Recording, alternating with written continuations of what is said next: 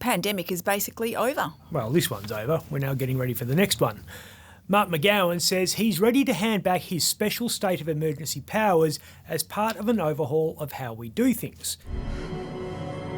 What are you waiting for? West Australians are being urged to deal with COVID-19 the same way as we do with any regular old germ that makes us feel sick. Social isolation, even the 5-day short-form version, has been consigned to the history books. For most of us. I'm ready to move on, you're ready to move on. Yep.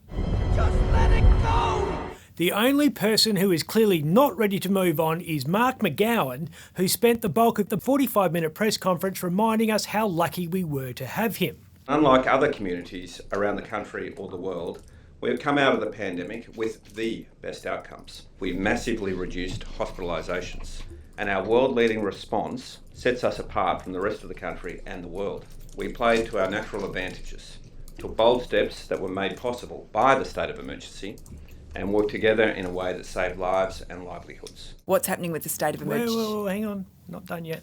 WA's response also secured some of the strongest economic outcomes in the past decade. We regained our AAA credit rating.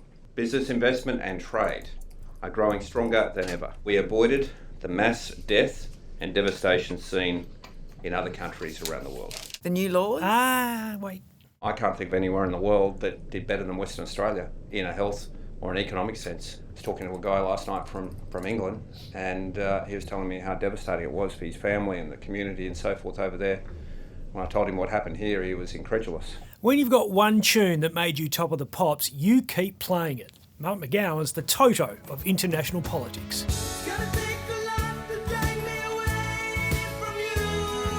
Okay, state of emergency powers. What's going on? 963 days after the public health state of emergency was declared under the Public Health Act, the McGowan dynasty will make way for the age of coal. This is coal. Not that coal, Coal Blanche. I just wanted to get the gang together early in my tenure to say, yo. The police commissioner will on Friday, that's November 4, be given the right to arbitrarily call a state of emergency should he believe the virus is back. Under legislation gazetted this week, Cole will have the power to do everything except close the borders. Not that that matters, because we've already given him that right under separate legislation targeting drug dealers. Unprecedented centralisation of power in the hands of just one man. He's a good guy. I'm sure he'll take advice. That's what Hu Jintao thought.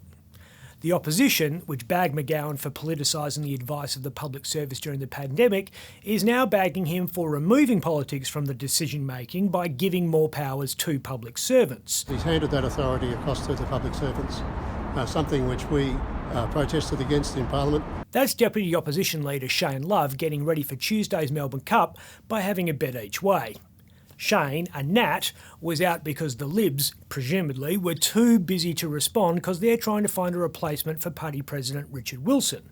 Richard, who's pictured here with Michaelia Cash, Andrew Hastie and some other guy, has pulled the pin after just 13 months in the job. The Liberal rank and file will no doubt move especially fast to replace Dick when party elders realise the person filling in for him doesn't have one. Listen, little lady. The Premier also used Monday's press conference to launch a review of the state's response to COVID. I'm not interested in a witch hunt. The findings of that investigation will inform our actions next time someone eats a bat or a pangolin. It's a good idea to codify the pandemic response to ensure we don't get sucked into the mistakes others made. Some governments treat it as a bit of a joke. Supposing we hit the body with a tremendous, whether it's ultraviolet or just very powerful light. And as a consequence, hundreds of thousands of people in those jurisdictions died. I was at a hospital the other night where I think there were actually a few coronavirus patients, and I shook hands with everybody. What do you think the review will find? It's been done with the benefit of hindsight, so it will find flaws in WA's response. A privately funded review made public a couple of weeks ago pointed out a few shortcomings in the national response. Take me to the April sun in Cuba. Which is easy to do when you're on the other side of the curve. God bless you, Captain Hindsight! God bless you! Let's remember that Mark McGowan made the calls on mandatory vaccination, 14-day isolation and hard borders at a time when we didn't know what we were facing. When you turn on the news and you watch them, burying people in parks in Western countries around the world. He wasn't over-egging that. China was telling us nothing. We had mass graves being dug outside New York City and bodies were floating down the Ganges in India. We did well as a state for a few reasons. One is, and I'll believe this for the rest of my life, the border arrangement worked. High vaccination levels, which again caused some grief with some people, they worked too. This review needs to pass judgment in the moment, not a year later when we're all fat, dumb and happy again. I'm Is sorry. there anything you would do differently? I've thought about that a lot, and what would I have done differently? It's hard to remember everything that happened, but generally speaking, I wouldn't have done anything differently, because we were highly cautious and highly proactive in implementing measures that were pretty tough and strong, with a degree of urgency, and that worked. You reckon McGowan's a one-hit wonder? Yeah, probably. But it was a pretty good song. I'm Ben Harvey.